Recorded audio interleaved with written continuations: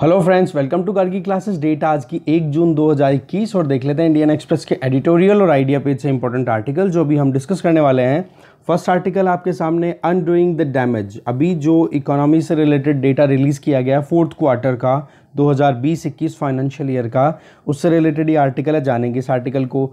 दूसरा आर्टिकल आपके सामने है, डे आफ्टर 7 ईयर। 7 साल सरकार को बीत गए हैं। कांग्रेस के लीडर हैं लोकसभा में अधीर रंजन चौधरी, उनके द्वारा क्रिटिसिज्म किया जा रहा है। देखेंगे क्या क्या मुद्दे हैं, क्योंकि कहीं ना कहीं हमें थोड़ा क्रिटिसिज्म भी जानना है। कल हमने फेवर की बातें की थी, तो आज अब थोड़ा सा क्रिटिसिज्म की बात कर लेंगे, ठीक है।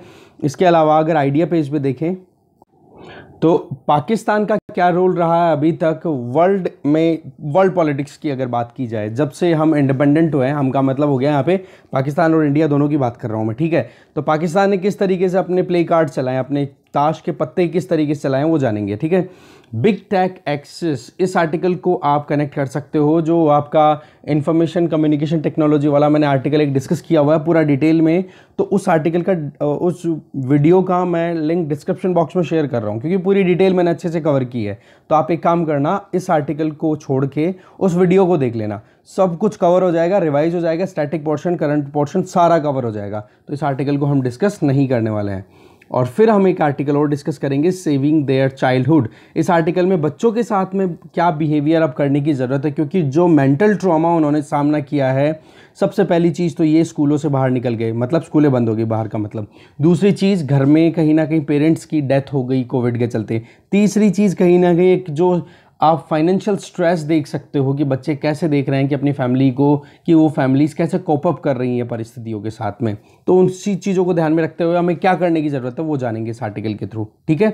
अब आर्टिकल्स को देख लेते हैं डिटेल में, बाकी जो 1-2 आर्टिकल है उनका जिस्ट ले लेंगे, ठीक है। फर्स्ट आर्टिकल है, how Pakistan plays the world. Article लिखा है सी राजा मोहन के द्वारा, और इनका आर्टिकल हम वर्ल्ड अफेयर से रिलेटेड बहुत सारी चीज़ें देखते हैं, इंटरनेशनल अफेयर से रिलेटेड। ये डायरेक्टर है institute of south Asian studies and contributing editor on international affairs. Indian Express के लिए ये कुछ ना कुछ लिखते रहते हैं, जो हम देखते ही हैं। खैर, पॉइंट हमारा ये है अभी कि पाकिस्तान से संबंधित कुछ जानेंगे हम इस आर्टिकल के थ्रू। देखो, वाइडली एक चीज़ मानी जाती है कि इंटरनेशनल प्लेटफॉर्म पे हर एक कंट्री चाहता है कि वो अपने पास में स्ट्रेटेजिक ऑटोनॉमी रखे। दैट मीन्स कोई भी देश उसके ऊपर दबाव ना बनाए कि आपको इंटरनेशनल पॉलिटिक्स के अंदर ऐसे काम करना पड़ेगा। सेम चीज़ आप देख सकते हो इंडियन फॉरेन पॉलिसी के लिए, कि हमने हमेशा से एक एट्रीब्यूट, एक हमने ट्रेड पकड़ रखा है, एक कि हम स्ट्रेटेजिकली ऑटोनॉमी रखना चाहते हैं। मतलब कि विश्व में अगर 2 पावर कोल्ड वॉर के टाइम पे लड़ रही थी, एक तरफ यूएसएसआर एक तरफ यूएसए, तो हम दोनों के चक्कर में इसलिए नहीं पड़ेंगे क्योंकि अगर हम एक का भी फेवर करते हैं तो दूसरा हमारे ऊपर दबाव मतलब एक का भी फेवर करते हैं तो फेवर करने वाली पार्टी हमारे ऊपर दबाव बनाएगी कि आप इस तरीके से आप बिहेव करो, इस यहाँ पे वोट दो। तो वहाँ पर हमारी जो ऑटोनॉमी थी, स्ट्रेटेजिक ऑटोनॉमी, वो कॉम्प्रोमाइज़ हो सकती थी। तो ऐसे में हमने शुरुआत नैम से की, और आज भी कहीं ना कहीं हम हमारी स्ट्रेटेजिक ऑटोनॉमी को ध्यान में रखते हुए ही इंटरनेशनल रिलेशंस को इस्टेब्लिश करते हैं, कैरी ऑन करते हैं। अच्छा, क्या ये इंडिया के लिए यूनिक है या कोई और कंट्री में भी होता है? जी बिल्कुल, दूसरे कंट्रीज में, छोटे से छोटा कंट्री या बड़े से बड़ा कंट्री भी होगा ना, वो भी ये कोशिश करेगा कि अपने लिए इंटरनेशनल अफेयर्स में स्पेस बना करके रखे, जिससे कि वो अपनी लिमिटेशंस को ध्यान में रखते हुए या अपनी ज़रूरतों को ध्यान में रखते हुए अपने प्ले कार्ड्स को आगे खेले। तो वही चीज़ कहीं ना कहीं आप अप्लाई कर सकते हो पाकिस्तान के साथ में। शुरुआत होती है कोल्ड वॉर एरा की। जब हम इंडिपेंडेंट होते हैं तो पाकिस्तान ने अपनी डिप्लोमेसी को बहुत ही ब्रिलियंटली परस्यू किया, जिसमें सबसे पहले उनके पाकिस्तान के रिलेशन माओज चाइना के साथ में, जब माओ का रूल चलता था वहाँ पे। इसके अलावा अमेरिका के साथ में आप देखोगे तो वहाँ पर भी अलायंस में कंटिन्यूस बना रहा, जैसे सीटो और सेंटो। हम देखेंगे अभी ये सीटो और सेंटो क्या है, ठीक है। तो चाइना के साथ में एंगेजमेंट भी कंटिन्यू रखी और अमेरिका के साथ में भी अपनी एंगेजमेंट कंटिन्यू रखी। अमेरिका वेस्टर्न कंट्रीज़ के साथ में मिलकर के एंटी कम्युनिस्ट एजेंडा पे काम कर रहा था, क्योंकि वेस्टर्न कंट्रीज़ जो हैं वो डेमोक्रेसी है, जबकि आप देखोगे तो कोल्ड वॉर इरा में आइडियोलॉजिकल कॉन्फ्लिक्ट था, जिसमें यूएसए लेड वेस्टर्न कंट्रीज जो डेमोक्रेटिक थी और दूसरी तरफ यूएसएसआर लेड जो कम्युनिस्ट कंट्रीज़ थी वो साथ वो थी।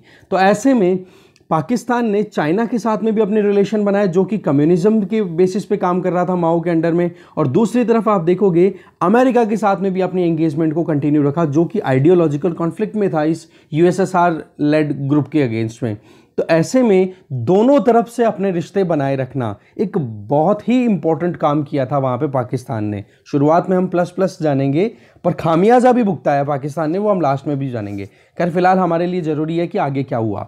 देखो फिर आप देखते हो एक तरफ चाइना एक तरफ यूएसए, तो दोनों के बीच में एक ब्रिज का काम हुआ। अब उस टाइम पे कम्युनिज्म और डेमोक्रेसी के बीच में कॉन्फ्लिक्ट था, तो उसके चलते आप देखोगे कि चाइना और यूएसए के बीच में कोई रिलेशनशिप अच्छी नहीं हुआ करती थी। फिर इस ब्रिज ने मतलब पाकिस्तान ने ऐसा काम किया कि 1971 में चाइना और यूएसए को पास में ला करके बिठा दिया, और आप देखोगे कि कहीं ना कहीं इन दोनों की एंगेजमेंट शुरू हो जाती है। और आज चाइना जिस स्टेज पे खड़ा है ना, उसके पीछे ये ही एग्रीमेंट है जो 1970s के टाइम पे यूएसए ने सपोर्ट प्रोवाइड किया था, और उसकी मीडिएटरशिप प्ले की गई थी किसके द्वारा? पाकिस्तान के द्वारा। तो एक तो मुद्दा हो गया ये क्लियर। इसके अलावा आप देखोगे आज के टाइम में हम देखें तो एक तरफ यूएसए है, दूसरी तरफ चाइना है, तो सीनो यूएस कॉन्फ्रंटेशन, कभी ट्रेड वॉर हो रहा है, कभी इंडो पैसिफिक रीजन को लेकर के बात हो रही है, कहीं चाइनीज एग्रेशन को लेकर के, कहीं इंटरनेशनली आप देखोगे तो ग्लोबल सुपर पावर बनने की होड़ बनी पड़ी है दोनों में।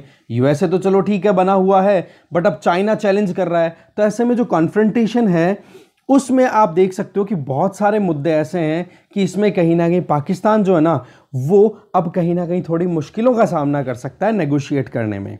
देखो होता क्या है कि इंडिया के लिए वार्निंग आना चाइना की तरफ से, साथ में यूएसए के साथ में हमारे रिलेशन इंक्रीज हो रहे हैं, तो ऐसे में पाकिस्तान कोई भी जल्दबाजी नहीं करेगा इस फूट के अंदर अपनी नेगोशिएशंस को पुट करने के लिए। क्योंकि प्रीवियसली अगर आप देखो तो चाइना इतना पावरफुल नहीं हुआ करता था जबकि चैलेंज करने की नौबत आ रही हो यूएसए को। उस टाइम पे यूएसएसआर और यूएसए के बीच में था। चाइना तो कोई मान लो कि कम्युनिज्म को फॉलो कर रहा था, पर वो थर्ड पार्टी मानो आप एक तरीके से।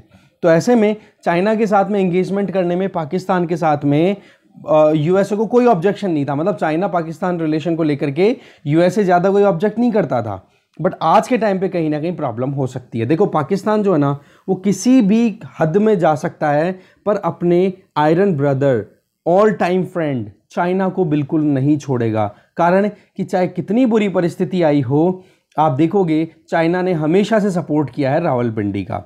और दूसरी तरफ आप देखोगे कि यूएसए को भी 100% छोड़ दे पाकिस्तान, ये भी पॉसिबल नहीं है। क्योंकि आज अगर नई जियोपॉलिटिकल जो भी आप देख सकते हो, जो भी ये जो घुड़सवारी करते हुए भाला युद्ध जो हो रहा है, जिसको जॉस्टिंग बोल रहे हैं, जिसमें एक तरफ चाइना है एक तरफ यूएसए, तो कोल्ड वॉर एरा जैसी ही कुछ माहौल बन रहा है कि आमने सामने तो आकर के बातचीत कर रहे हैं, लड़ रहे हैं बातों में, तो बाकी अपने आइडियोलॉजिकल इन्फ्लुएंस या फिर अपनी जो टारगेट है सुपर पावर बने रहने का यूएसए का और सुपर पावर बनने का चाइना का, वो कॉन्फ्लिक्ट कहीं ना कहीं पाकिस्तान के लिए थोड़ा सा अब एक डिलेमा क्रिएट कर सकता है कि अब किस तरफ जाया जाए। चाइना को छोड़ेगा नहीं, यूएसए को छोड़ने का मतलब इसलिए नहीं बनता क्योंकि यूएसए जो है वो अफगानिस्तान की लैंड से अब विड्रॉ कर रहा है, और यूएसए अगर अफगानिस्तान की लैंड से विड्रॉ करता है ना, वो कहीं ना कहीं आप देखोगे पाकिस्तान की रेलेवेंस को रिड्यूस कर देगा। क्योंकि हमने बहुत बार देखा है, तालिबान के स्टेटमेंट आए कि हम पाकिस्तान के हाथ की कठपुतली नहीं है, पपेट्स नहीं है हम उनके हाथों के, कि वो जो कहेंगे वैसे ही चलेंगे। तो ऐसे में पाकिस्तान को थोड़ा सा चैलेंज उधर अफगानिस्तान की तरफ से मिल जाएगा। दूसरा, आज तक अगर पाकिस्तान की रेलेवेंस रही है तो देखो एक तो सबसे इंपॉर्टेंट रही है उसकी ज्योग्राफिकल लोकेशन। उसके चलते क्या होता है, अफगानिस्तान को अगर आपको एक्सेस करना है ओशियंस के थ्रू, सीज के थ्रू, तो आपको कहीं ना कहीं पाकिस्तान का रूट लेना ही पड़ेगा। क्योंकि अगर अफगानिस्तान को सेंट्रल एशिया के थ्रू से सेंट्रल एशिया से आप एक्सेस करना चाहो, तो उधर वो सारे कंट्रीज है जिन कंट्रीज के रशिया या फिर कम्युनिज्म से पहले अच्छे रिलेशन रहे हैं, या फिर आप कह सकते हो यूएसएसआर के वो पार्ट रह चुके हैं। तो उधर से ज़्यादा एंटरटेनमेंट नहीं मिलता है, वो बिल्कुल एंटरटेन नहीं करते हैं यूएसए को, करते भी हैं तो केवल इकोनॉमिकल सिचुएशन में ही करते हैं। तो ऐसे में पाकिस्तान भी नहीं चाहता कि यूएसए के साथ में रिलेशन कम हो, और यूएसए जो है वो पाकिस्तान पे डिपेंडेंसी अपनी रिड्यूस इसलिए नहीं कर पा रहा है क्योंकि कहीं ना कहीं पाकिस्तान ही अब अफगानिस्तान से यूएसए के ट्रूप्स को विड्रॉ कराने के लिए एक लाइन क्रिएट कर रहे हैं। वो कैसे कि एक तरफ तालिबान, दूसरी तरफ अफगानिस्तान की सरकार, दोनों के बीच में बातचीत कैसे कराई जाए, तो उसमें मीडिएटरशिप कराई जा रही है पाकिस्तान के द्वारा। समझ गए? तो दोनों के लिए बहुत ज़्यादा इंटरडिपेंडेंसी देखने को मिल रही है। देखो आज कल परसों हमने एक न्यूज़ भी देखी थी जिसमें क्या बोला था कि पाकिस्तान जो है वो सिक्योरिटी या डिफेंस एंगेजमेंट तो नहीं रखना चाहता यूएसए के साथ में, पर हम हमारे रिलेशनशिप, बायलैटरल रिलेशन को हम इकोनॉमिक रिलेशनशिप में ले जाना चाहते हैं। तो कहने का मतलब काम वही है, एंगेजमेंट कंटिन्यू रखना यूएसए के साथ में, बायलैटरल रिलेशनशिप को कंटिन्यू रखना, पर तरीका अब बदला जाएगा। अब बात यह आ जाती है कि आज जो सिचुएशन बनी हुई है, एक तरफ यूएस, एक तरफ चाइना, और दूसरी इसके अलावा अफगानिस्तान से यूएसए का विड्रॉ करना, और वहाँ पर अगर तालिबान आता है तो फिर भी पाकिस्तान की कहीं ना कहीं अपर हैंड वहाँ पर बनी रहेगी। तो वो हमारे लिए बहुत ज़्यादा इंटरेस्टिंग हो जाता है, बहुत ज़्यादा इंटरेस्ट वाली बात हो जाती है कि हम इन पर ध्यान रखें कि क्या हो रहा है, क्योंकि अफगानिस्तान में इंस्टेबिलिटी, दैट मीन्स रीजन में इंस्टेबिलिटी, और उस इंस्टेबिलिटी का असर कहीं ना कहीं इंडिया पर भी पड़ता है। 1990s में टेररिस्ट एक्टिविटीज़ क्यों बढ़ी, उसके पीछे वजह थी तालिबान का रूल आना, उसका असर कहीं ना कहीं कश्मीर में देखना, और रिजल्ट क्या रहा था, वहाँ पर फिर बाद में इन्फिल्ट्रेशन होना शुरू हुआ, और जो सिविल वॉर टाइप सिचुएशन बनी जिसके चलते बहुत सारे जो कश्मीर के जो नेटिव्स थे, जिसमें कश्मीरी पंडित मेजरली थे, उनको वहाँ से माइग्रेट करना पड़ा था। तो वो सिचुएशन जो थी वो उस टाइम की सिचुएशन ये बनी थी जिसका हमारे यहाँ, और आप देखते भी हो कि अगर गिलगिट बाल्टिस्तान वाले रीजन से आप कनेक्टेड देखो तो वहाँ पर आपको अफगानिस्तान की बॉर्डर शेयर होती हुई दिखाई देती है, और रही सही में पाकिस्तान का जो नॉर्दर्न रीजन है उस रीजन में कहीं ना कहीं वहाँ पर जो तालिबान है या फिर जो अफगानिस्तान का असर है वो ऐसे कैसे दिखाई देता है। देखो सबसे पहली अगर बात करें हम कुछ इंपॉर्टेंट वर्ड्स की, जो ऑटोनॉमी का मतलब क्या होता है या फिर अलायंस, दो वर्ड्स आते हैं, ऑटोनॉमी और एक अलायंस। दोनों वर्ड्स का अगर आपको मतलब समझना है तो इसका मतलब तो ये हो गया कि आपके ऊपर कोई दबाव नहीं बनाएगा। ऑटोनॉमी का मतलब आप एकदम फ्री हो, फ्रीडम वाली फील रहती है। अलायंस में क्या होता है कि आप एक लीडर कंट्री के साथ में ग्रुपिंग कर लेते हो, और वो लीडर कंट्री आपकी पूरी जिम्मेदारी लेता है कि हम आपकी टेक केयर करेंगे, बाकी आपको अपनी कुछ शर्तें जो है वो इस लीडर की माननी पड़ेगी, आपको कुछ ना कुछ इस लीडर की शर्तें माननी पड़ेगी। इट मीन्स कि आपको कुछ ना कुछ यहां से देगा ये लीडर, बट ये जो फॉलो करने वाले कंट्री जो अलायंस में आ गए हैं उनको उस लीडर की बात भी माननी पड़ेगी। ठीक है, तो ऐसे में थोड़ा बाइंडिंग हो गया, हल्की सी आपको फील आ रही होगी कि हाँ ऑटोनॉमी यहां पर कॉम्प्रोमाइज करनी पड़ेगी, और ऑटोनॉमी का मतलब हो गया फ्रीडम। अब आप देखो कोई भी कंट्री इंटरनेशनल पॉलिटिक्स की अगर बात करें तो क्या इन दोनों में से 100% किसी एक चीज पर रिलाई कर सकता है? पॉसिबल ही नहीं है। तो ऐसे में एक बैलेंसिंग बनाना बहुत जरूरी है। तो एक तरफ तो ज्वाइन करना अलायंस और दूसरी तरफ मेंटेन करना अपनी ऑटोनॉमी। तो अब यहां पर देखो ऑटोनॉमी मेंटेन करने के लिए क्या करना पड़ेगा?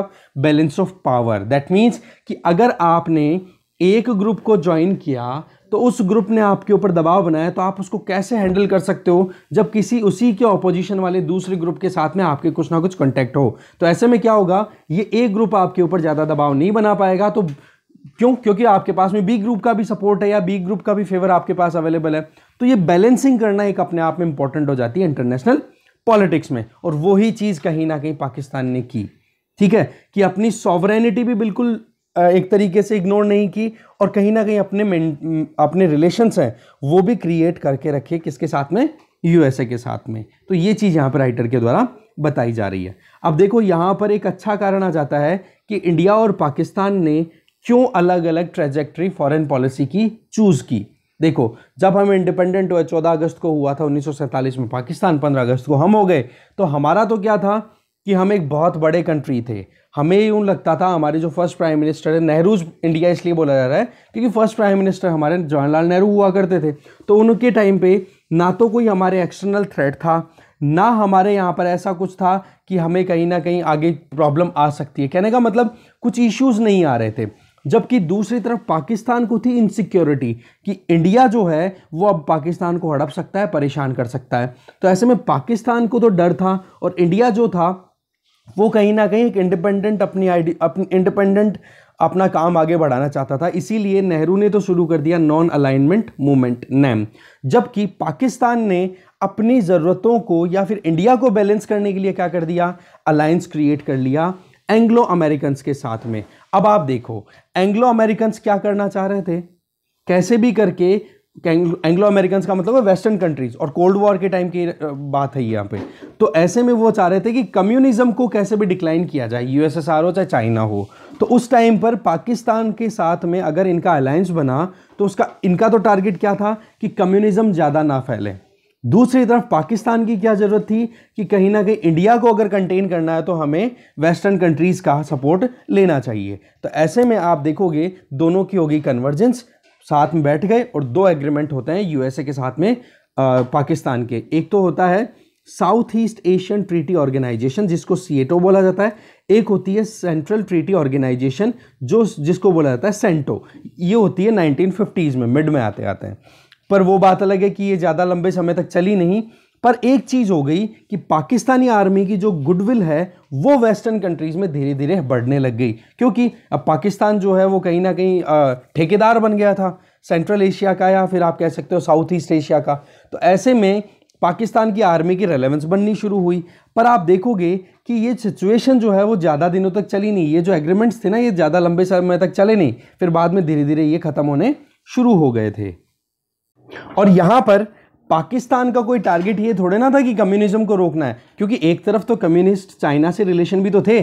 पाकिस्तान का टारगेट तो केवल एक था कि इंडिया को कैसे बैलेंस किया जाए। अब आप देखोगे कि कहीं ना कहीं पाकिस्तान का ये जो मतलब आप देखोगे कि पाकिस्तान के अलायंस जो था अभी वेस्ट के साथ में, उसमें बीजिंग को टारगेट करने की बजाय वहाँ पर आप देखो चाइना के साथ में मतलब चाइना के साथ में रिलेशन पाकिस्तान के थे। तो ऐसे में पाकिस्तान ने वेस्ट के साथ में अपने अलायंस क्रिएट कर लिए, जबकि वेस्ट का टारगेट था कि कम्युनिज्म को कैसे भी करके डाउन किया जाए। पर आप देखो यहाँ पर चाइना क्या इक्वेशन लगाता है कि वेस्ट के साथ में आपने अलायंस किए कोई फ़र्क नहीं पड़ता है, पर हमारा प्राइम टारगेट क्या है कि इंडिया के साथ में आपके रिलेशन जो बिगड़े हुए हैं उनको हम यूटिलाइज़ करेंगे। और आज देखोगे कि 1950s में चाइना के जो जब प्रीमियर बनते हैं ज़ोउ एनलाई, तो ज़ोउ एनलाई ने अपने हिसाब से इस डिस्प्यूट को, जो एक स्प्लिट था पाकिस्तान इंडिया के बीच में, उस पाकिस्तानी इनसिक्योरिटी को एक्सप्लॉइट किया। और आज देखोगे कि सबसे बड़ा जो इंगेजमेंट है वो कहीं ना कहीं चाइना और पाकिस्तान का अभी भी बना हुआ है, जो बिल्कुल कम नहीं हुआ। शुरुआत होती है देखो बांडुंग कॉन्फ्रेंस होती है एफ्रो एशियन कंट्रीज के बीच में कि हाँ हम भाई भाई हैं, या फिर अब सॉलिडेरिटी एक दूसरे को साथ देने की बात की गई 1955 में। तब ज़ोउ ने पाकिस्तानी प्रीमियर उस टाइम हुआ करते थे मोहम्मद अली बोगरा, उनको अपनी तरफ अट्रैक्ट करने की पूरी कोशिश की, बहुत ज़्यादा उनको मतलब एक तरीके से अट्रैक्शन के पॉइंट्स बताए। आप देखोगे कि पाकिस्तान जिसने शुरुआत ऐसे की थी, जो वेस्टर्न कंट्रीज का इन्फ्लुएंस आ गया था ना पाकिस्तान में, तो शुरुआत तो ऐसे की थी कि कम्युनिज्म जो है वो बहुत ही घटिया है। पर जैसे जैसे ये कॉन्फ्रेंस एंड हुई तब तक आप देखोगे दोनों के बीच में एक बातचीत होकर के कहीं ना कहीं समाधान निकलता हुआ दिखाई दिया, कॉन्सिलेटरी अप्रोच देखने को मिली दोनों के बीच में। अब आप देखोगे कि पाकिस्तान ने अपने यूएसए के साथ में रिलेशनशिप भी कंटिन्यू कर लिए और चाइना के साथ में भी अपने रिलेशनशिप को कंटिन्यू रखा बैलेंस करके, क्योंकि तब तक चाइना अभी तक चैलेंज नहीं बना था यूएसए के साथ में। बट आज की सिचुएशन आपको पता है कि चाइना जो है यूएसए के लिए चैलेंज बन गया है। बट हम बात कर रहे हैं कोल्ड वॉर टाइम की। अब पाकिस्तान के पास में रीज़न थे बहुत सारे, कि एक तो ये कि यूएसए जो है वो कहीं ना कहीं इतनी ज़्यादा हेल्प नहीं कर पाया पाकिस्तान की, जब 1971 में इंडिया ने बांग्लादेश को लिबरेट करवा दिया। तो उस चीज़ को लेकर के पाकिस्तान कहीं ना कहीं एक चीज़ को लेकर के चिंता में भी था कि यूएसए ने हमारा सपोर्ट क्यों नहीं किया, क्योंकि जबकि इसमें वजह क्या थी यूएसए की क्यों नहीं आया कि 1971 में हमारी मतलब इंडिया की यूएसएसआर के साथ में फ्रेंडशिप रिलेशनशिप या फ्रेंडशिप ट्रीटी साइन हो गई थी, और उसमें कहीं ना कहीं अगर यूएसए कूदता तो यूएसएसआर तैयार था यूएसए के साथ दो दो हाथ करने के लिए। तो ऐसे में यूएसए नहीं आया इस लड़ाई में, और इसी की वजह से कहीं ना कहीं पाकिस्तान जो है वो नाराज़ होना शुरू हो जाता है।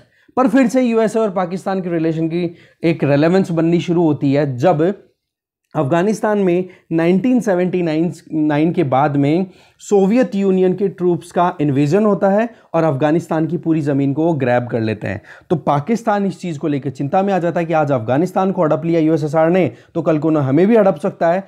तब जाकर के फिर बाद में यूएसए के साथ में फिर बातचीत करनी शुरू होती है कि कैसे भी करके रशियन ऑक्यूपेशन को हमें ख़त्म करना है।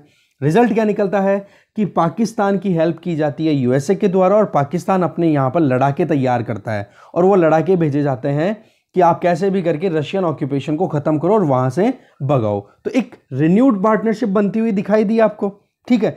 तो ऐसे में एक तरफ तो यूएसए के साथ में एंगेजमेंट रिवाइवल हो गई, बट दूसरी तरफ कहीं ना कहीं पाकिस्तान को एक चिंता और खा रही थी। वो चिंता क्या थी कि जो पाकिस्तान ने अपनी ये जो एक कह सकते हो, ये जो वर्ड आ रहा आपके साथ में क्लैंडेस्टिन न्यूक्लियर वेपन, इसका मतलब हो गया कि सीक्रेटली जो न्यूक्लियर वेपन तैयार किए जिसमें पाकिस्तान की हेल्प की थी चाइना ने। तो ऐसे में यूएसए के साथ में अफगानिस्तान वाले मुद्दे पे तो पाकिस्तान साथ आ गया, बट चाइना की हेल्प से जो सीक्रेटली न्यूक्लियर वेपन पाकिस्तान ने तैयार कर लिए, उन चीज़ों को अगर आप देखो तो वहाँ पर अमेरिकन लॉज के अगेंस्ट में जाता हुआ दिखाई दे रहा है पाकिस्तान, क्योंकि अमेरिका में उस टाइम में नॉन प्रोलिफरेशन के लॉज आ गए थे कि कोई भी न्यूक्लियर वेपन को डेवलप नहीं करेगा, जिनके पास है उतना हो जाएगा। तब तक वो जो नॉन प्रोलिफरेशन ट्रीटी जो है न्यूक्लियर की एनपीटी, वो भी फाइनल आउट हो चुकी थी। कहने का मतलब ये है कि यहाँ पर फिर से पाकिस्तान फंस गया, पर फिर भी कहीं ना कहीं बैलेंस बनाने में सक्सेसफुल रहा पाकिस्तान। अब बात आ जाती है 2001 में पहुंच जाते हैं, जब 9/11 अटैक होता है 2001 में। उस टाइम पर आप देखते हो न्यूयॉर्क में और वॉशिंगटन में वर्ल्ड ट्रेड सेंटर में यहाँ पर अटैक होता है। तब जाकर के फिर बाद में अफगानिस्तान में जो ये एक्सट्रीमिज्म इंक्रीज हो रहा होता है, उस एक्सट्रीमिज्म को कंट्रोल करना मेन टारगेट हो जाता है। तो ऐसे में आप देखोगे कि पाकिस्तान और यूएसए दोनों एक साथ आ जाते हैं। अब बात आ जाती है तालिबान को खत्म करना, क्योंकि तालिबान जो है वो ही अलकायदा को सपोर्ट कर रहा था और अलकायदा का लीडर ही था ओसामा बिन लादेन, और उसके चलते ये अटैक हुआ था वहां पर यूएसए के अंदर, न्यूयॉर्क और वॉशिंगटन सिटी में। तो कहने का मतलब ये है कि अब तालिबान को कंट्रोल करना अब अपने आप में मुद्दा आ गया।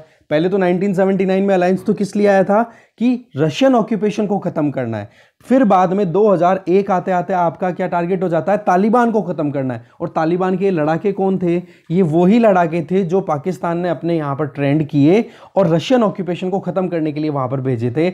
आज वही तालिबान जो है वो अलकायदा को सपोर्ट करके यूएसए पे अटैक करवा रहा है। तो ऐसे में यूएसए के ऊपर ऑब्लिगेशन आ गई, प्रेशर आ गया 2001 में बदला लेने का। तो उसमें पाकिस्तान के अलावा कोई और रिलायबल ऑप्शन दिख नहीं रहा था, क्योंकि ज्योग्राफिकली आप देखो तो अफगानिस्तान में अगर आपको ओशियंस रूट के थ्रू एंटर होना है तो पाकिस्तान के अलावा कोई बेटर ऑप्शन दूसरा है नहीं। तो ऐसे में अमेरिका और पाकिस्तान के रिलेशन बनते हैं और मतलब एक और अपॉर्चुनिटी आती है और तालिबान को ख़त्म करना है। तो क्या तालिबान ख़त्म हो पाया? जी बिल्कुल नहीं। एक तरफ तो अमेरिका ने बिलियंस ऑफ डॉलर्स खर्च कर दिए कि कैसे भी करके तालिबान को खत्म किया जाए। पिछले 2 दशकों से 2001 से शुरू हुआ, 2021 आ गया, अब जाके विड्रॉल की बात आई है। पर पीछे पीछे पाकिस्तान ने भी तालिबान को बिल्कुल खत्म नहीं होने दिया। तो ऐसे में पाकिस्तान ने एक चेक बना के रखा किस पे? अमेरिका पे। तो ये देखो कि कितने इंटेलिजेंटली पाकिस्तान ने अपने रोल प्ले किए अपने खुद की ज़रूरतों को पूरा करने के लिए। और आज यूएसए जो है इस पोजीशन में नहीं है कि रावलपिंडी को डिक्टेट कर सके कि तुम्हें ये करना ही पड़ेगा। क्यों? क्योंकि अभी पाकिस्तान के पास में क्या है? आयरन ब्रदर चाइना के चलते। और रही सही में अब तो यूएसए चाइना का कॉन्फ्लिक्ट और चल रहा है, तो उसमें इसको और चिंता करने की बात आती ही नहीं है। पर फिर भी पाकिस्तानी आर्मी जो है वो थोड़ी सी चिंता में आ रही है, वो इस बात को लेकर के कि वॉशिंगटन में इसकी इमेज जो बनी थी पाकिस्तानी आर्मी की, हमने बात की थी सीटो सेंटो वाले एग्रीमेंट हुए थे, जब जो इमेज बननी शुरू हुई थी वो अब कहीं ना कहीं डिमिनिश हो रही है, डिक्लाइन कर रही है। वजह यूएसए जो है वो निकल रहा है अफगानिस्तान से। अब अगर अफगानिस्तान से यूएसए को निकलना है तो फिर बाद में पाकिस्तान की जो ज्योग्राफिकल जो एक प्रिविलेज है पाकिस्तान की, वो उसकी रेलेवेंस नहीं बनती। दूसरी, इंडो पैसिफिक रीजन में अब इंडिया अब ज़्यादा फोकस करने की पूरी दिमाग में सेट हो रखी है, यूएसए के ध्यान भी दे रहा है, क्योंकि चाइना एक बड़ा चैलेंज बन गया है। तो ऐसे में वहाँ पर चाइना के साथ में दुश्मनी लेना पाकिस्तान के लिए सही बात नहीं होगी। तो ऐसे में अब यूएसए के साथ में डिफेंस में या जो भी आप सिक्योरिटी पॉइंट ऑफ व्यू से पाकिस्तान की एंगेजमेंट अब कंटिन्यू रहना कहीं ना कहीं मुश्किल है। और मुश्किल अगर बन रही है तो पाकिस्तानी आर्मी की रेलेवेंस वॉशिंगटन में ऑटोमेटिकली डिक्लाइन करेगी। जबकि अमेरिका की जो इंडो पैसिफिक स्ट्रेटेजी है उसमें इंडिया का रोल अब लगातार बढ़ता चला जा रहा है, तो वो चीज़ भी कहीं ना कहीं पाकिस्तानी आर्मी के लिए चिंता की बात है।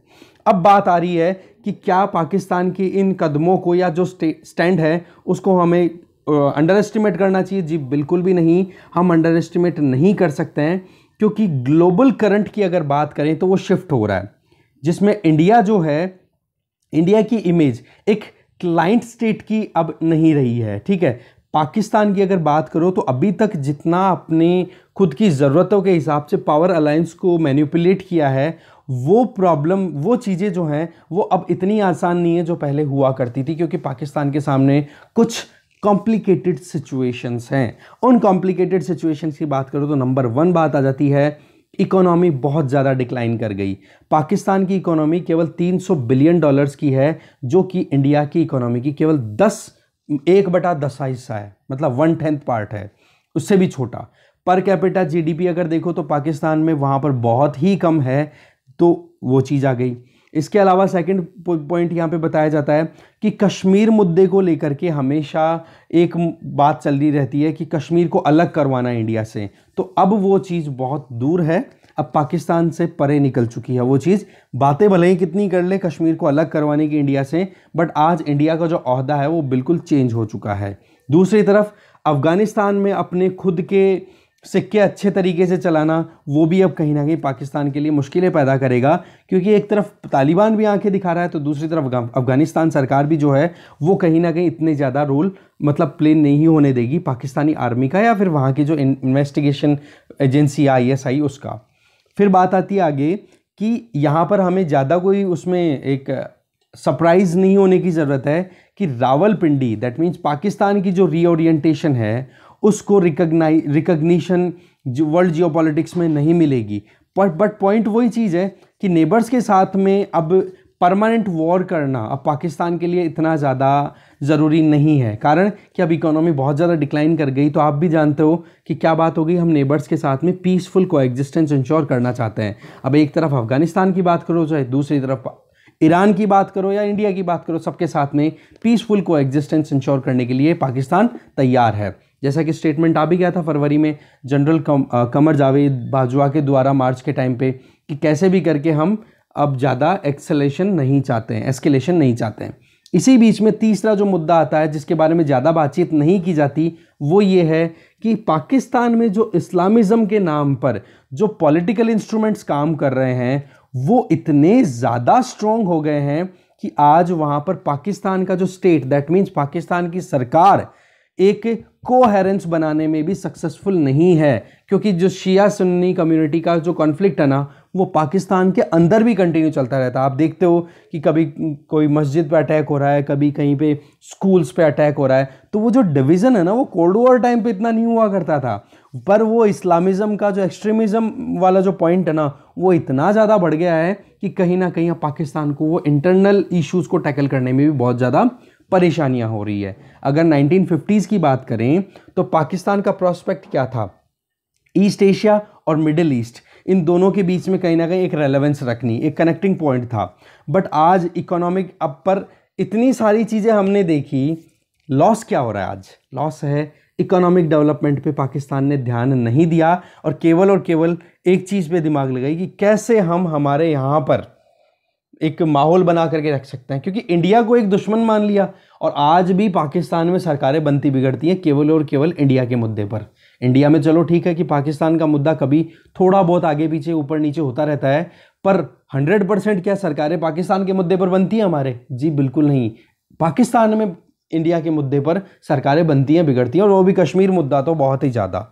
तो ऐसे में पाकिस्तान ने प्री मॉडर्न आइडियोलॉजीज़ को इग्नोर कर दिया, मॉडर्न आइडियोलॉजीज़ को तो इग्नोर कर दिया, जहां पर एक इकोनॉमिक पावर बनना बहुत ज़रूरी है, तब जाकर के आप एक पॉलिटिकल पावर बन पाओगे या फिर मिलिट्री पावर बन पाओगे। उन चीज़ों को तो कर दिया इग्नोर, और प्री मॉडर्न आइडियोलॉजी जहां पर फ्यूडल पॉइंट मतलब सामंतवाद, उस पर काम करने लग गया पाकिस्तान। रिजल्ट क्या हो गया, आज इकोनॉमी बिल्कुल क्राइसिस का सामना कर रही है, और जो साथ के जो कंट्रीज़ थे वो पाकिस्तान से कई आगे निकल चुके हैं। अब बात यह है कि पाकिस्तान की जो भी आप देखोगे अभी रीओरिएंटेशन है, तो उसको पॉजिटिव कंसिडर करना ज़रूरी है कि इकोनॉमी को कम से कम कंसिडर करना तो शुरू किया। इसके अलावा दूसरी तरफ आप देखो कि पाकिस्तान अगर ग्रो करता है या पाकिस्तान में रीओरिएंटेशन आता है किसी भी चीज़ को लेकर के, या पाकिस्तान में इंटरनल डिस्टर्बेंस रहता है, तो इसका सबसे ज़्यादा असर किसी भी देश पे पड़ेगा तो वो भारत है, ये मान के चलो। आप बिल्कुल इग्नोर नहीं कर सकते हम इस चीज़ को। तो पाकिस्तान ने अपनी तरफ से जो कुछ भी अपनी स्ट्रेटेजिक एडवांटेज उठाए, या फिर अभी जो इकोनॉमिक ऑटोनॉमी के लिए काम कर रहा है, इकोनॉमिकल एंगेजमेंट की बात कर रहा है, जियोपॉलिटिकल पॉलिटिक्स में भी अपनी रोल की प्ले की, पूरा हमने सिनेरियो समझने की कोशिश की। तो वो सारी चीज़ें कहीं ना कहीं कुछ चीज़ों पर डिपेंडेंट है। वो क्या, एक तो पाकिस्तान के पास में जियोपॉलिटिकल लोकेशन है जो कि इनहेरिट की उसने जब पाकिस्तान इंडिया का डिवीज़न हुआ। दूसरा, पावरफुल पार्टनरशिप उसने हमेशा अपने साथ में बनाए रखी। तो ऐसे में ये दो चीज़ें अभी भी कहीं ना कहीं रेलेवेंट है। अब पावरफुल पार्टनरशिप की बात करो तो चाइना के साथ में रिलेशन थोड़े ना कम हो रहे हैं। जियोपॉलिटिकल लोकेशन क्या अफगानिस्तान में अभी भी कुछ एकदम से कोई ड्रास्टिक चेंज आने वाला है? क्योंकि अभी बहुत दूर दूर की बात है कि अफगानिस्तान में पीस स्टैब्लिश हो सके। तो ऐसे में इंडिया को अलर्ट रहने की ज़रूरत है। इसी मुद्दे से लेकर के हमने ये पूरा मुद्दा जाना। आगे चलते हैं। दूसरा आर्टिकल है सेविंग देयर चाइल्डहुड। इस आर्टिकल को लिखा है उमा महादेवन दास गुप्ता। ये इंडियन एडमिनिस्ट्रेटिव सर्विसेज में ही हैं। तो इनके द्वारा एक सिनेरियो बताया जाता है कि बच्चों के हाल कितने बुरे हुए हैं कि एक बच्चा जो अपने माँ को लेकर के इधर उधर ICU के लिए, ऑक्सीजन के लिए इधर उधर चलते रहते हैं। मतलब एक वो कैसे कहते हैं ना कि बहुत दुख वाली बातें बताई जा रही है, मतलब कि कितनी ज़्यादा परेशानियाँ रही हैं। आज अगर देखें चिल्ड्रन जो है नॉर्मली भी देखें तो वल्नरेबल कैटेगरी में हम उनको कंसिडर करते हैं, चाहे वो सेफ्टी की बात करो, हेल्थ की बात करो, हॉलिस्टिक डेवलपमेंट की बात करो, या फिर आज फ्यूचर की बात भी करो, तो हर एक चीज़ कहीं ना कहीं रिस्क में है, ठीक है, अंडर थ्रेट है। तो उन चीज़ों को ध्यान में रखें। दूसरी, अभी जो 18 साल तक के बच्चे हैं जिन लोगों ने अपने माता पिता को खो दिया, या फिर जिन बच्चों ने बहुत सारी परेशानियों का सामना किया है, चाहे कोविड-19 के टाइम पे उनके पेरेंट्स बीमार हुए हों, ठीक है, तो वो जो क्राइसिस का सामना उन्होंने किया है तो उसने उनको कितने मेंटल ट्रॉमा में डाल दिया। आज अगर जो बच्चे स्कूलों से बाहर निकल गए, उन बच्चों के ऊपर चिंता की बात क्या है? सबसे पहली तो कि हो सकता है कि उनकी चाइल्ड मैरिज कर दी जाए। दूसरी प्रॉब्लम क्या है कि पुअर्टी में अभी तक कितनी फैमिलीज जा चुकी है। हमने देखा लगभग 350 मिलियन लोग जो हैं लगभग गरीबी के चंगुल में फंस जाएंगे। हमने वर्ल्ड बैंक का एक डेटा देखा था, अगर आपने लिखा हो तो ऐसे करके बहुत ज़्यादा चिंता की बात हो रही है कि कहीं ना कहीं पुअर्टी हो, चाहे बच्चों का एक तरीके से फैमिली से एक्सक्लूजन हो, या फिर मार्जिनलाइजेशन की और ज़्यादा एक तरीके से पीड़ित वर्ग में उनका कंसिडर होना, तो या फिर उनके साथ में अब्यूज़ होना या वायलेंस होना, ये इवेंट्स जो हैं वो बहुत कॉमन हो गए हैं। फर्स्ट वेव जब आई थी तब तो देखो फॉर्मल एजुकेशन से इनको बाहर निकलना पड़ा था, और सेकंड वेव ने तो और भी बुरा हाल कर दिया। कर्नाटका में एक छोटा सा एग्जांपल बता रही है कि कैसे इन परिस्थितियों को फर्स्ट वेव के टाइम पे टैकल किया गया था कि वहाँ पर कम्युनिटी के लोग आए साथ में, और एक यूट्यूब पे, टेलीविज़न पे बच्चों को एंगेज रखने के लिए बहुत सारे प्रोग्राम्स चलाए गए थे।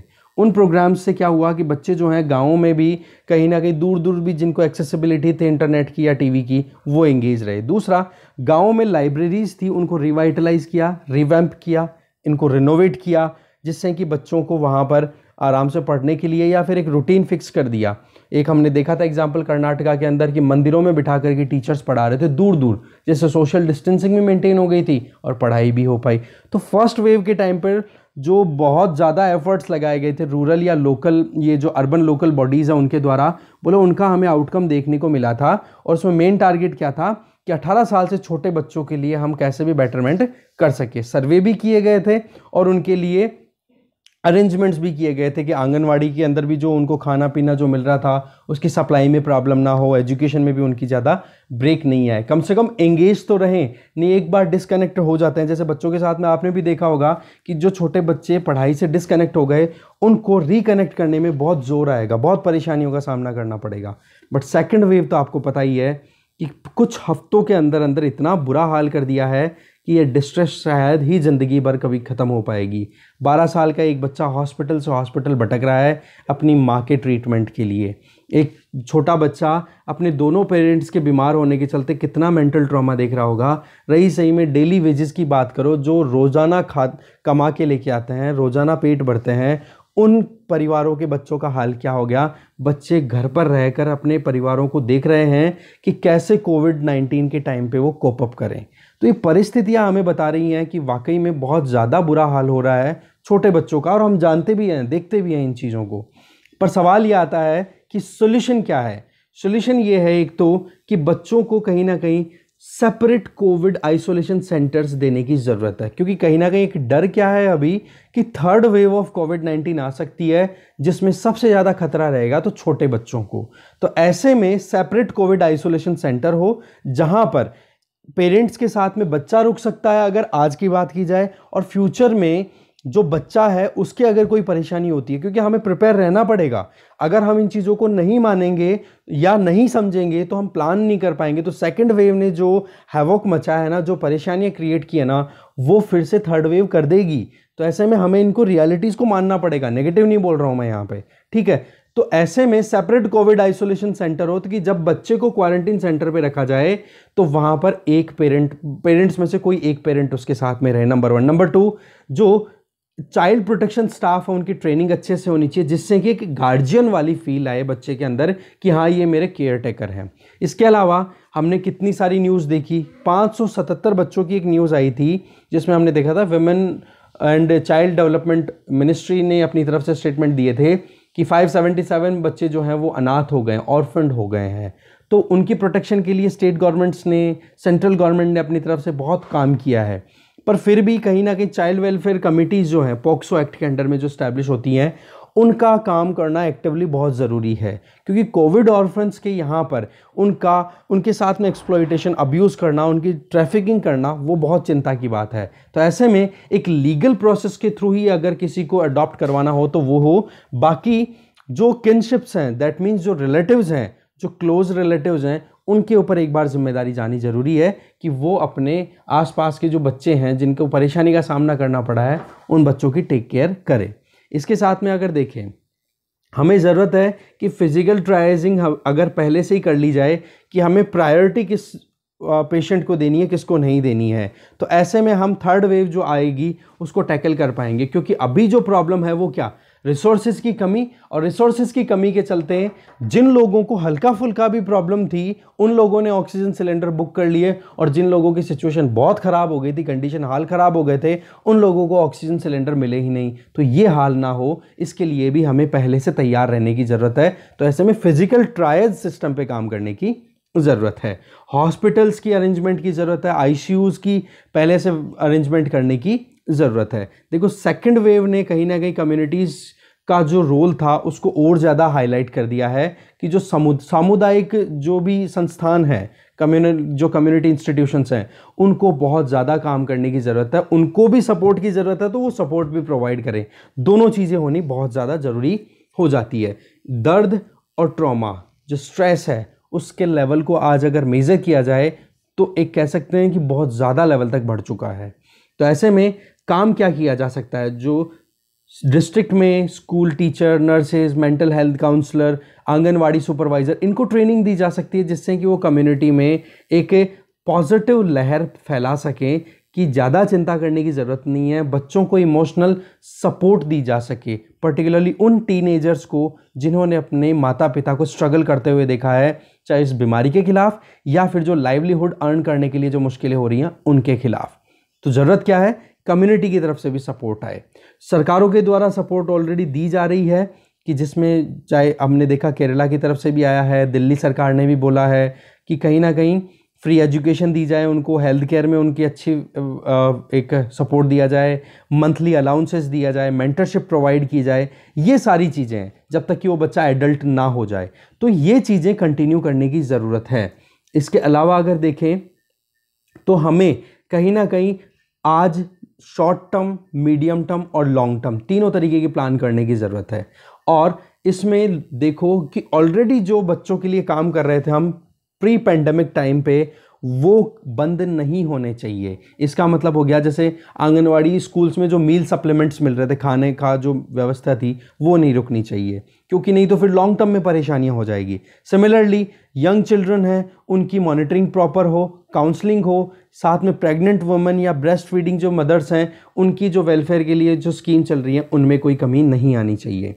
स्कूल्स की अगर बात करें तो उनको रीओपन करने की ज़रूरत है सेफली, और फोकस हो कि लर्निंग की बजाय मेन अब ध्यान दिया जाए कि बच्चे अब कैसे भी करके अपनी खोई हुई जो एक ट्रैक थी उसको गेन कर सके। दैट मीन्स हमें उनको इमोशनल स्ट्रेंथ प्रोवाइड करने की ज़रूरत है, तब जा कर के वो आगे बढ़ पाएंगे, एक स्ट्रॉन्ग बन पाएंगे। देखो वैसे तो स्ट्रॉन्ग तो अब की बार जो बच्चे जो घर पे रह रहे हैं ना, उनसे ज़्यादा स्ट्रॉन्ग कौन हो सकता है इमोशनली। आप सोचो कि एक उनकी फैमिली हर टाइम स्ट्रगल कर रही है और उस टाइम पर वो फैमिली को कोप अप करते हुए देख रहे हैं, तो उनकी ट्रेनिंग हो गई। अगर आप एक पॉइंट ऑफ व्यू से देखो तो टाइम आ गया है कि अब बच्चों के डेवलपमेंट के लिए इंफ्रास्ट्रक्चर में ज़्यादा से ज़्यादा इन्वेस्टमेंट किया जाए। आंगनवाड़ीज़ को रिनोवेट करने की ज़रूरत है। School, rural libraries, primary health care centres जो हैं या सब सेंटर्स हैं, उनकी वेलफेयर करनी ज़रूरी है। Ventilation, fans, child friendly renovation, fresh coat और पेंट, ये सारी चीज़ें अवेल कराने की ज़रूरत है। तो कुल मिला के बात हो गई कि बच्चों का जो भी एक आप हॉलिस्टिकल डेवलपमेंट इंश्योर कर सकते हो, उसमें 1% भी कमी नहीं आनी चाहिए, उस पर काम करने की ज़रूरत है। आगे चलते हैं। नेक्स्ट आर्टिकल है डे आफ्टर 7 ईयर्स। इस आर्टिकल को लिखा है अधीर रंजन चौधरी जी के द्वारा। ये लीडर ऑफ ऑपोजिशन या कह सकते हो लीडर ऑफ कांग्रेस हैं लोकसभा में। इनके द्वारा ये कहा जा रहा है कि पिछली बार जब स्ट्रिक्ट लॉकडाउन लगाया गया था कोविड की फर्स्ट वेव को रोकने के लिए, उसमें बहुत ज़्यादा सक्सेस मिली थी और रिजल्ट ये रहा था कि कहीं ना कहीं बीमारी को हमने बहुत हद तक कवर कर लिया था। 40 दिन का जो लॉकडाउन लगा था कुल मिला के। दूसरी तरफ ये सेकेंड वेव ने इतना ज़्यादा परेशान किया है कि हमारे जो नियर एंड डियर्स हैं उनको हमने खो दिया। एक तरफ जहाँ पर ये जो सरकारों की बात आती है ना, कौन सी सरकार बेटर है कौन सा नहीं, उस पॉइंट ऑफ व्यू से थोड़ा देख रहे हैं। हमें पता है ये सारी चीज़ें ऑलरेडी हम क्रिटिसिज्म बहुत सारा डिस्कस कर चुके हैं सरकार का। उनमें से एक तो आ गया कौन सा कि आधार कार्ड की जो बात की जा रही है, बोलो उसकी शुरुआत यूपीए टाइम पे हुई। नरेगा जिसको कहीं ना कहीं फेलियर बताना शुरू कर दिया था एनडीए फर्स्ट के टाइम पे, उसी नरेगा ने माइग्रेंट वर्कर्स को जॉब प्रोवाइड की। जनधन, आधार, मोबाइल ट्रिनिटी कहीं ना कहीं इसी बेस पे बेस्ड है कि शुरुआत हो गई थी पहले ही। इसके अलावा स्वच्छ भारत मिशन की बात करो, आयुष्मान भारत मिशन की बात करो, या फिर जो आप कह सकते हो और भी वेलफेयर स्कीम्स जो सरकार ने चलाई, ये सारी अवेलेबल थी, पर फिर भी ये जो बीमारी का जो असर था उसको बिल्कुल भी कम नहीं कर पाए। फिर राइटर तंज कस रहे हैं कि भाई डिमोनेटाइजेशन आपने किया, ट्रिपल तलाक आपने किया, एब्रोगेशन ऑफ आर्टिकल 370 किया, सिटीजनशिप अमेंडमेंट एक्ट लेकर के आए, सर्जिकल स्ट्राइक की, ये सारी चीज़ें आपने की। पर पॉइंट यहाँ पर आ जाता है कि समस्या आ गई जब ये बीमारी को टैकल करने की बात थी। फिर यहाँ पर कुछ बोला जाता है कि सुपरफिशियल वर्ड्स बहुत ज़्यादा यूज़ किए गए, make in India, skill India, startup India, आत्मनिर्भर भारत। बट रियलिटी क्या है कि अनएम्प्लॉयमेंट को आप पहले ही कवर नहीं कर पाए थे। ये तो हम भी जानते हैं कि 2019 के डेटा में आपको बताता हूँ कि 45 साल में सबसे ज़्यादा अनएम्प्लॉयमेंट रेट चल रही थी 2019 के लास्ट में आते आते। ठीक है, 2020 की शुरुआत, कोविड-19 से पहले की बात है ये। तो ये चीज़ कहीं ना कहीं चिंता की बात है। दूसरी अगर बात करें कि इंडिया को वॉलंटरी नेशनल रिव्यू 2020 जिसमें हुआ, तो फर्स्ट वेव के टाइम पे जो काम किया गया था, जिसमें कि हमारे यहाँ पर पीपीई किट प्रोड्यूस नहीं होते थे, मास्क की प्रॉब्लम थी, मतलब सारी इंफ्रास्ट्रक्चर बहुत वीक थी, उसको हमने 40 दिन का नेशन वाइड लॉकडाउन लगा करके उसको अचीव कर लिया था। वो चीज़ कहीं ना कहीं अब की बार मिसिंग मिली। वजह कि अब की बार आईसीयू बेड्स की कमी थी, तो दूसरी तरफ ऑक्सीजन शॉर्टेज रही, तो तीसरी तरफ वैक्सीन की भी अब कमी आने लग गई है। तो राइटर सीधा सा क्या कहना चाहते हैं, पॉइंट वो है कि आपने वैक्सीन मैत्री का नाम लेकर के लगभग 6.5 करोड़ डोजेज जो है वैक्सीन की बाहर भेजी, और बोला गया है सरकार के द्वारा कि वो कमिटमेंट था। बट राइटर यहाँ पे पॉइंट देना चाह रहे हैं कि अगर आपको पता था कि हमारे देश में भी मुश्किलें हो सकती हैं, तो एक तो यहाँ पर हमें जो इंटरनेशनल चीज़ों में जो एंगेज हो रहे थे, बोलो वो चीज़ें हमें कहीं ना कहीं सोच समझ के आगे करने की ज़रूरत थी। इसके अलावा राइटर ये बोलना चाह रहे हैं कि एक सेकंड रुकिए, जो मास गैदरिंग्स हुई वो कहीं ना कहीं बहुत बड़ा रीज़न रहा। बट दूसरी तरफ ये भी बोला जाता है कि सरकार के द्वारा ये बोला जाता है कि हमने चीफ मिनिस्टर्स को ऑलरेडी अलर्ट कर दिया था कि कहीं ना कहीं प्रॉब्लम होने वाली है, क्योंकि ये बीमारी अभी ख़त्म नहीं हुई है। बट वही चीज़ है कि एक नैरेटिव जब निकलता है, देखो लीडरशिप पे सवाल कब उठता है, जब लीडर्स कुछ भी काम करते हैं और वो लीडर अगर जनता कॉपी करने लगे और जनता को फिर उसका खामियाजा भुगतना पड़े, तब जाकर के चिंता वाली बात हो जाती है। तो वही चीज़ यहाँ पर राइटर बता रहे हैं, जो चीज़ें हमने पहले भी देखी हैं। तो एक तो पॉइंट यहाँ पर सजेशन में ये बोल रहे हैं कि एक यूनिवर्सल प्रोग्राम वैक्सीनेशन का शुरू होना चाहिए। साथ में साइंस और इक्विटी पे हमें काम करने की ज़रूरत है। हम बिल्कुल भी इग्नोर ना करें कि साइंस क्या कह रही है, जो कुछ भी कहा जा रहा है उसको अच्छे से समझा जाए। और इक्विटी का मतलब कहीं पर भी गैप्स नहीं आने चाहिए।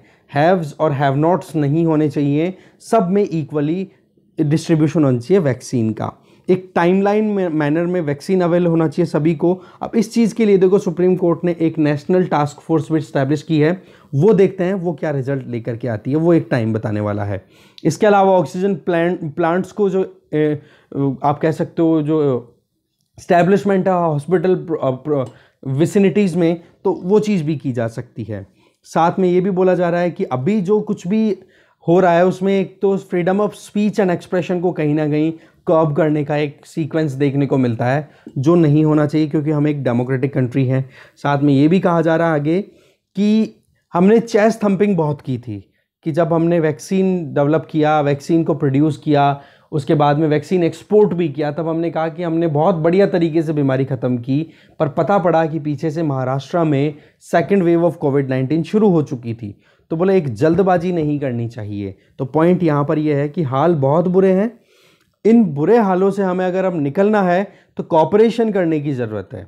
तो ऐसे में जो लीडर मतलब ऑपोजिशन पार्टी के जो लीडर्स हैं उनके द्वारा जो भी सजेशन दिए जा रहे हैं, उन सजेशंस को काम में लेने की ज़रूरत है। ये एक बहुत बड़ी एक कह सकते हैं कि समस्या है जिसको साथ में मिलकर के ही टैकल किया जा सकता है। तो ऐसे करके ये सारी चीज़ें बता रहे हैं कि बोलो 75 साल होंगे हमें आज़ाद हुए, 15 अगस्त 2021 से 15 अगस्त 2022 तक हम 75वां साल सेलिब्रेट करेंगे। तो बोलो उसमें अगर हमें वाकई में स्ट्रांगली अगर आगे प्रोसीड करना है तो उसके लिए हमें कहीं ना कहीं साथ में आकर के काम करने की ज़रूरत है और ह्यूमैनिटी पर ध्यान देने की ज़रूरत है। पॉलिटिकल पार्टीज जो है ना, उनसे ज़्यादा ऊपर उठ के काम करने की ज़रूरत है। ये चीज़ यहाँ पर राइटर के द्वारा बताई जा रही है। फिर नेक्स्ट आर्टिकल है अनडूइंग द डैमेज। इस आर्टिकल में बताया जा रहा है देखो इकोनॉमिक एक्टिविटीज़ थोड़ी नॉर्मलाइज हुई है। अभी जो फोर्थ क्वार्टर का डेटा अभी रिलीज हुआ है उसमें ग्रोथ रजिस्टर की गई है 1.6% की जीडीपी में, ठीक है। तो ओवरऑल आप देखोगे कि डर था कि 8% तक हमारी इकोनॉमी डिक्लाइन कर जाएगी, तो वो 7.3% तक की डिक्लाइन हुई। ये अभी डेटा रिलीज़ किया है नेशनल स्टैटिस्टिकल ऑफिस के द्वारा, एनएसओ के द्वारा। तो ये चीज़ कहीं ना कहीं एनकरेजिंग भी है। तो इसमें पॉइंट ये आ जाता है कि क्या हुआ ऐसा जिसकी वजह से कि फोर्थ क्वार्टर में हम प्लस कर गए, तो उसके पीछे इकोनॉमिक एक्टिविटीज़ का प्रॉपर्ली परफॉर्म करना, और उसमें भी दो इकोनॉमिक एक्टिविटीज़, एक तो कंस्ट्रक्शन और एक मैन्युफैक्चरिंग, दोनों इकोनॉमिक एक्टिविटीज़ कंटिन्यू रही। वो बात ठीक है कि जब जैसे ही सेकंड वेव आई तो सेकंड वेव के टाइम पे थोड़ा सा रेस्ट्रिक्शन लगी, पर फिर भी कंस्ट्रक्शन, मैन्युफैक्चरिंग या फिर जहाँ पर हाईली कॉन्टैक्ट वाली जो सर्विसेज थी या जो भी आप कह सकते हो इकोनॉमिक एक्टिविटीज़ थी, इनको रोका नहीं गया। पर जहाँ पर आप trade, hotels, transport, communication services इनकी बात करोगे, वो अभी भी कॉन्ट्रैक्ट करने पे लगातार बनी हुई है, क्योंकि यहाँ पर अभी भी कोई काम नहीं हो रहा है। प्राइवेट कंजम्पशन थोड़ा बहुत रिबाउंड होता हुआ दिखाई दिया जा रहा है।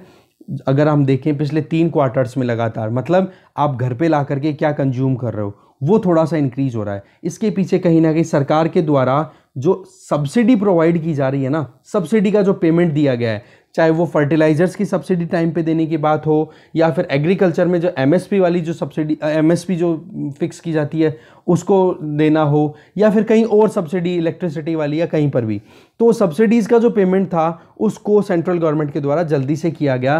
तो रिजल्ट ये रहा कि लगभग 1 लाख करोड़ रुपए की सब्सिडी मार्केट में आई, तो उसकी वजह से इकोनॉमिक एक्टिविटीज़ बढ़ने लग गई। बट राइटर यहाँ पर कहीं ना कहीं कुछ कंसर्न्स भी राइज कर रहे हैं। सबसे पहली चीज़ तो ये कि इनइक्वालिटी बहुत ज़्यादा बढ़ रही है। अगर कॉरपोरेट सेक्टर की बात करें तो अभी इस 1.6% की फोर्थ क्वार्टर में जो रिकवरी देखी गई है, तो इसके पीछे कॉरपोरेट सेक्टर ने बहुत अच्छा परफॉर्म किया है। बट बिगर कॉरपोरेट्स में ज़्यादा फायदा हुआ है, स्मॉलर्स में नहीं। और अगर स्मॉलर्स में हुआ भी है तो उसके पीछे कहीं ना कहीं उन्होंने जॉब से बाहर निकाला है एम्प्लॉयज़ को, तो ऐसे में बेरोजगारी बहुत ज़्यादा है।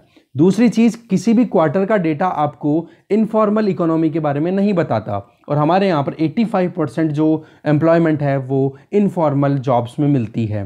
तो ऐसे में क्या हमें रियलिटी सामने आ रही है? बिल्कुल भी नहीं। तो ऐसे में दूसरा कंसर्न ये बताया जा रहा है। तीसरा ये कि अनएम्प्लॉयमेंट की बात करो जो कि बहुत ज़्यादा लेवल पे पहुँच चुका है। तीसरा राइटर ये बताना चाह रहे हैं कि पेंडेमिक का जो सेकेंड वेव है इसने जो हाल किए हैं, एक तो ये, दूसरा रेस्ट्रिक्शंस लगाई गई है अलग अलग स्टेट गवर्नमेंट्स के द्वारा अपने अपने लोकल लेवल पे, तो उसके चलते भी कहीं ना कहीं इकोनॉमिक एक्टिविटीज़ में कहीं ना कहीं ब्रेक लगे हैं। तो इस फोर्थ क्वार्टर के बाद का जो टाइम है उसमें थोड़ा सा इकोनॉमिक एक्टिविटीज़ रुक चुकी हैं। तो पॉइंट यहाँ पर यह आ रहा है कि कहीं ना कहीं एक डिसरप्शन जो दिया गया था इस पेंडेमिक के द्वारा, जिसको टैकल करने के लिए सरकार ने भी अपनी तरफ से एफर्ट्स लगाए हैं, उन एफर्ट्स को फिर से पेंडेमिक ने डेंट कर दिया सेकेंड वेव आकर के। ठीक है, तो लॉन्ग टर्म में हमें देखना पड़ेगा कि क्या आउटकम हमें निकलता है। ठीक है ना। देखो अनसर्टेनिटी तो लगातार बनी हुई है, ये तो हमें भी पता है कि पता नहीं थर्ड वेव आएगी, कितनी घातक आएगी, कुछ पता नहीं है। साथ में हमें कहीं ना कहीं लोकलाइज्ड रेस्ट्रिक्शंस भी देखने को मिल रहे हैं, तो उसके चलते कहीं ना कहीं जो एक कह सकते हैं ना कि इकोनॉमिक एक्टिविटीज़ प्रॉपरली नहीं चल रही हैं। वैक्सीन भी लगना शुरू हुआ तो वो भी कहीं ना कहीं एकदम फुल फ्लैजेडली कंडक्ट नहीं हो पा रहा है। तो पॉइंट क्या निकल के आ रहा है कि हमें अभी भी वेट एंड वॉच वाली कंडीशन में डाला हुआ है इस बीमारी ने, नंबर 1। नंबर 2, आपके लिए एग्जाम पॉइंट ऑफ व्यू से क्वार्टर्स का डेटा केवल आपको सेंस लेने के लिए काम आता है। अगर आपको एग्जाम में कुछ क्वेश्चन पूछे जाएंगे तो 5 साल का डेटा कम से कम होता है, जो कि आपको इकोनॉमिक सर्वे में मिलता है, उसको मत छोड़ना पड़ना। ठीक है, तो आज के डिस्कशन में इतना ही है। वीडियो बहुत लेंथी हो गया। Thank you very much for watching this video.